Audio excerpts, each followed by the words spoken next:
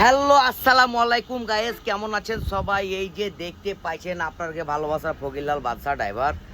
আজকে হয়েছে যে 28 রোজা, ঠিক আছে। আপনাকে বলেছিলাম যে ঢাকাতে থাকবো। আমি এখন আছি বর্তমানে কালিয়াকপুর, ঠিক আছে। কালিয়াকপুর মা সিএনজি পাম্প, এখানে আছি। এখানে এই যে সেহরি কইরে ঘুমাইতেছি।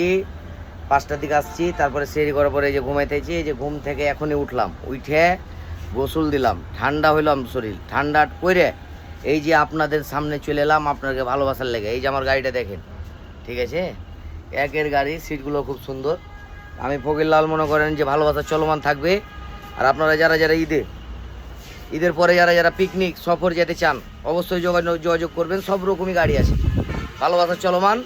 আর যারা ঢাকায় আছেন, এ রোডে আছেন, নক দিয়েন, যদি থাকে নসিবে আপনি আসিবে। দেখা হবে ইনশাল্লাহ। আসসালামু আলাইকুম।